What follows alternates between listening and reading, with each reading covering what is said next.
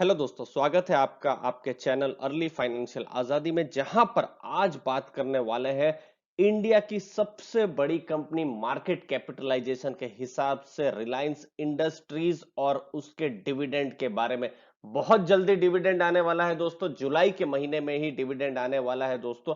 आज हम डिविडेंड की ex dividend date, record date और किस दिन आपके अकाउंट में पैसा आएगा, ये तीन चीजों पर चर्चा करेंगे दोस्तों इस वीडियो में। तो लास्ट तक बने रहिएगा दोस्तों, ताकि कोई इंपॉर्टेंट इंफॉर्मेशन छूट ना जाए।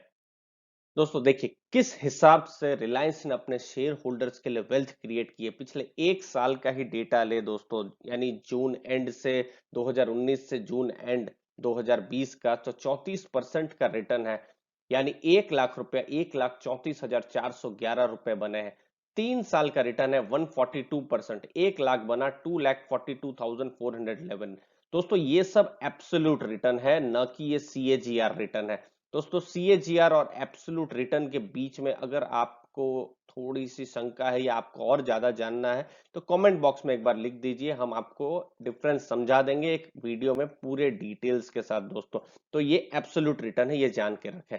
247% 5 साल का एब्सोल्यूट रिटर्न है, तो 1 लाख बने हैं 3,47,654 रिटर्न रुपीस दोस्तों। लेकिन दोस्तों ये सब जो लॉन्ग टर्म इन्वेस्टर्स है उनके लिए उतना यूजफुल नहीं है, क्योंकि इनके तो पेपर में ये प्रॉफिट है, उन्होंने जब तक बेचा नहीं है तब तक तो उनके हाथ में पैसे नहीं आए। लेकिन पैसा क्या आता है, वो आता है डिविडेंड का पैसा। डिविडेंड है जो आपके अकाउंट में आता है, वही आपका जो असली पैसा है वो। ये तो पेपर में है दोस्तों, जो कि बहुत ही अच्छा दिखा रहा है। अब डिविडेंड पर आते हैं। तो दोस्तों बिल्कुल कॉन्सिस्टेंटली कंपनी डिविडेंड को पे करती है। ये 2020 में 6 रुपया 50 पैसा पर शेयर डिविडेंड पे हो रहा है, और उसकी एक्स डिविडेंड डेट है 2 जुलाई 2020 को। लेकिन बिल्कुल कॉन्सिस्टेंटली इससे पहले भी पे किया हुआ है, 3 साल के डेटे हैं। पिछले साल को 6 रुपया 50 पैसा पर शेयर डिविडेंड रिलायंस ने पे किया था। वही 2 अगस्त 2019 एक्स डिविडेंड डेट थी, और उससे पहले 6 रुपया पर शेयर था 27 जून 2018। और इससे पहले के भी हमने आंकड़े देखे हैं, जब बोनस और जो बोनस नहीं दिया था, तो उस समय भी हमने देखा था कि रिलायंस का जो डिविडेंड पे आउट है धीरे धीरे करके बढ़ ही रहा है। ऐसे में अगर आप 1700 रुपए 1800 रुपए में अगर 6 साढ़े 6 रुपए देखें तो बहुत ज्यादा नहीं दिखता, लेकिन इन द एंड ये कागज में प्रॉफिट नहीं है, ये प्रॉफिट आपके डायरेक्ट आपके अकाउंट में आ रहा है। अब दोस्तों यहां समझने की बात है, एक्स डिविडेंड डेट है 2 जुलाई, जैसे कि हमने आपको बताया। आपके पास अगर आपको डिविडेंड में इंटरेस्ट है, तो रिलायंस का शेयर 2 जुलाई से पहले होना चाहिए।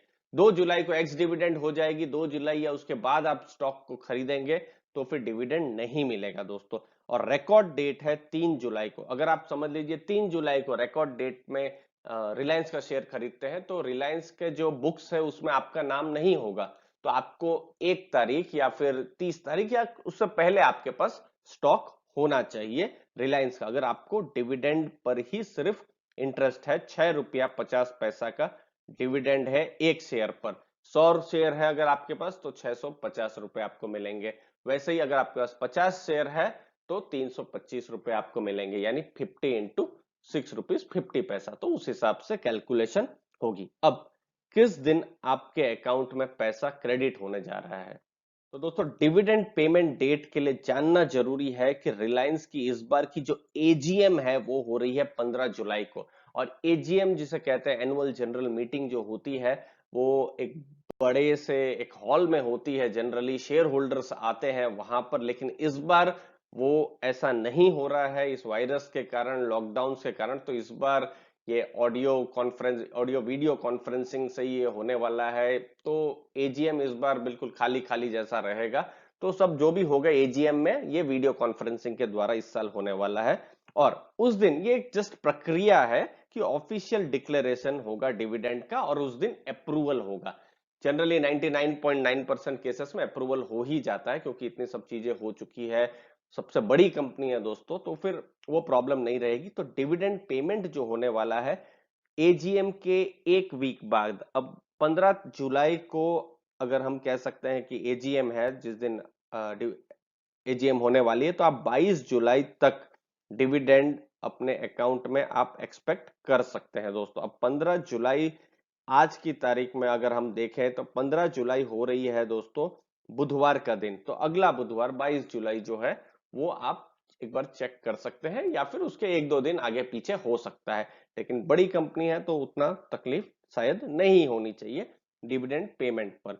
तो ये एक बहुत बड़ा अपडेट था। और ये एक और चीज हमको आपको बता दें, बहुत सारे जो पुराने इन्वेस्टर्स हैं जिन्होंने रिलायंस को 20-30 साल से होल्ड किया हुआ है, तो उनके लिए डिविडेंड जो है एक बहुत बड़ा कॉर्पस होता है। और उनको जो पेमेंट जो कंपनी देती है डिविडेंड का, जब भी देती है, तो एक बहुत बड़ा उनका घर चल सकता है, उतना बड़ा पेमेंट होता है जो पुराने जो शेयर होल्डर्स है। तो यही बताने का एक और उद्देश्य था कि जो लॉन्ग टर्म इन्वेस्टर्स है उनके लिए 20-30 साल अच्छी कंपनी हो दोस्तों, चोर कंपनी ना हो, तो डिविडेंड से भी घर चल सकता है दोस्तों। ये डिविडेंड आपको ऐसा अभी 0.3 0.4% दिख रहा होगा, लेकिन जिन्होंने रिलायंस को बहुत कम लेवल में खरीदा होगा, जब रिलायंस का आईपीओ आया था या 25-30 साल पहले रिलायंस का कोई भाव ही नहीं था, बहुत कम भाव में था, तब उनके लिए तो डिविडेंड यील्ड बहुत बढ़ जाती है, 10-15% से ऊपर हो जाती है दोस्तों।